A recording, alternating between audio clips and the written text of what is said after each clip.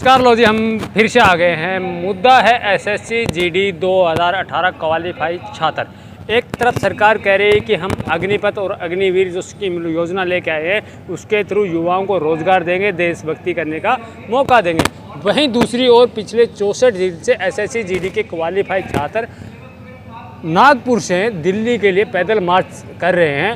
उनका सरकार प्रशासन को सुन नहीं रही, बल्कि जहाँ जहाँ उनका पैदल मार्च एक तरफ कहते हैं आज़ादी का अमृत महोत्सव के थ्रू घर घर तिरंगा लहराने की भी बात की जाती है, वहीं वो छात्र हाथों में तिरंगा लेकर के पैदल मार्च करे शांतिपूर्वक, वहीं भी बलपूर्वक किया जा रहा है। इसी पे बात करने के लिए हमारे साथ कांग्रेस के प्रवक्ता है अरुणेश जी। अरुणेश जी, किस प्रकार देखते हैं? एक प्रकार सरकार के आज़ादी का अमृत महोत्सव मना रहते हैं और कहते हैं कि हम हर घर तिरंगा लहराएंगे, वहीं दूसरी ओर तिरंगा लेके जो छात्र पैदल देशभक्ति का जज्बा लेके चल रहे हैं उन पे लाठियाँ बरसाई जाए। आपको तो मालूम है क्योंकि आप शुरू से डे 1 से इनके प्रोटेस्ट को कर रहे हैं।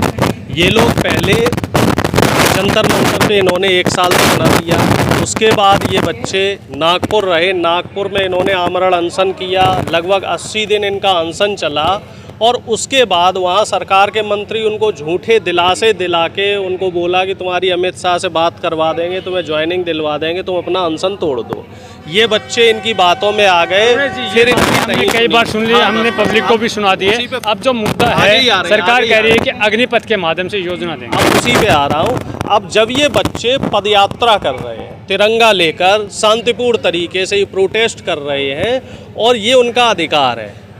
अगर मालूम हो वो 5000 जो छात्र हैं वो क्वालिफाइड है, उनको नौकरी चाहिए। अब सरकार उनकी नहीं सुन रही है तो वो पदयात्रा करके आगरा में भी उनको रोका गया पुलिस द्वारा, मथुरा में भी रोका गया, मथुरा में उनके साथ अभद्रता की गई।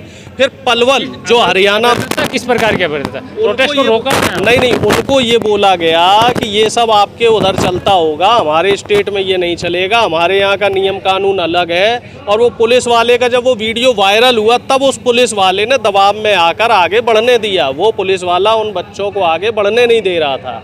फिर ये बच्चे पलवल पहुँचे। पलवल चलने का हर स्टेट में अलग अलग कानून है। बिल्कुल। अब पलवल पहुँचने के बाद इनको एक होटल में रोक दिया गया और वहाँ जितने भी ये बच्चे प्रोटेस्ट कर रहे थे इन सब बच्चों को अलग अलग बसों में बैठाकर अलग अलग जिलों में छोड़ दिया गया, जिससे कि ये दिल्ली ना आ पाए। कुल मिला जुला के, चूँकि देखो हरियाणा में भी बीजेपी की सरकार है, उत्तर प्रदेश में भी बीजेपी की सरकार, प्रदेश में भी है, तो जहाँ जहाँ ये बच्चे इनको हवा दे रहे हैं ना, इन बच्चों को कह दो अग्निपथ से ज्वाइन कर लेंगे। अब इसमें देखिए देखने वाली बात ये है कि अब अग्निपथ की जो आप बात कर रहे हैं तो इसमें पहली बात तो ये आ जाती है कि सरकार ने जो क्वालिफाइड बच्चे हैं इनको नौकरियां नहीं दी, तो क्या गारंटी है कि अग्निपथ योजना में आप युवाओं को नौकरी देंगे, उनके भविष्य की सुनिश्चिति करेंगे? या फिर जैसे कैलाश विजयवर्गीय बोल रहे थे, क्या बोल रहे थे कि बीजेपी के दफ्तर के बाहर गार्ड बना देंगे, तो क्या वो अग्निवीर गार्ड बनने के लिए अग्निपथ योजना के तहत वो जाएंगे? और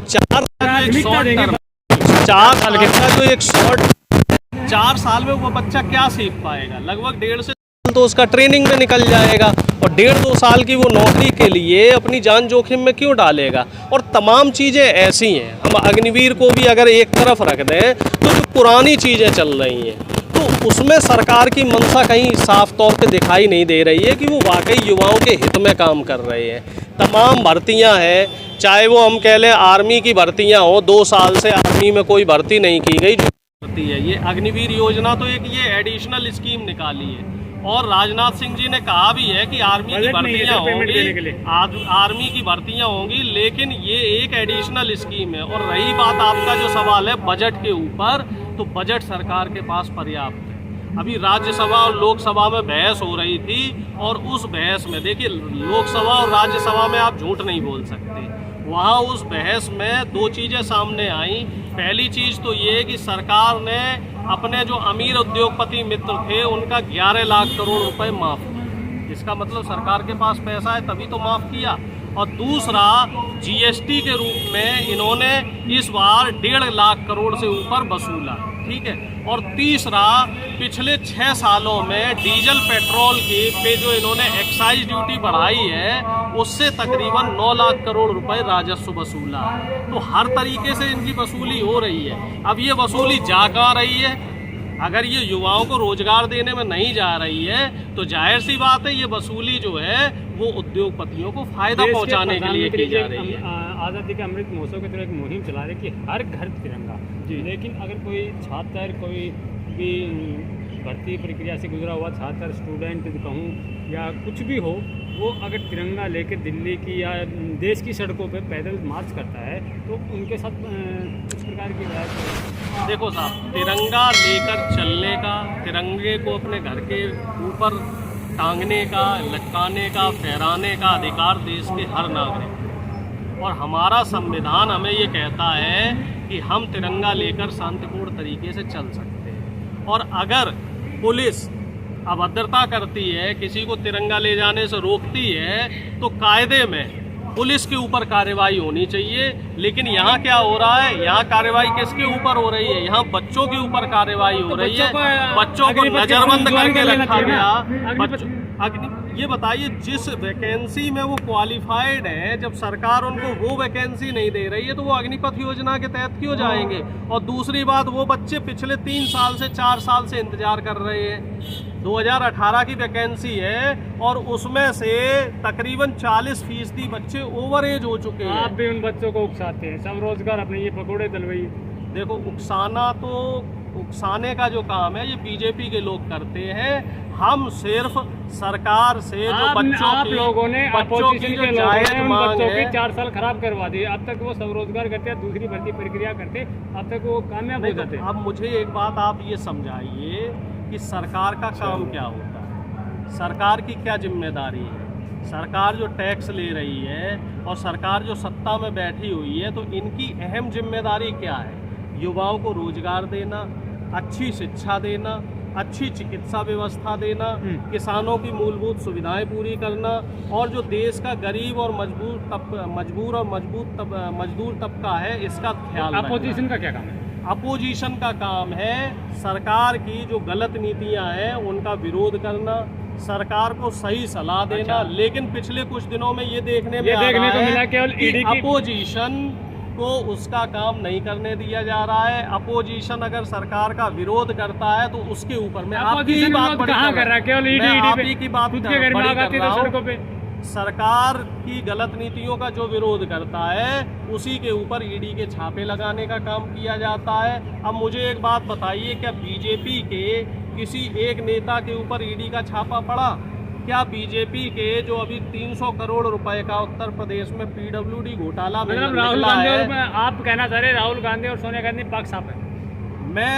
मैं ये नहीं कह रहा हूँ। मैं जो कहना चाह रहा हूँ, पहले मेरी बात कंप्लीट होने दीजिए। राहुल जी और सोनिया जी के ऊपर ईडी का और सीबीआई का जो छापा है वो द्वेष भावना के आरोप है। ये जो आरोप था 2015 में सुब्रमण्यम स्वामी जी ने केस किया था और 2018 में ये केस खत्म हो चुका था।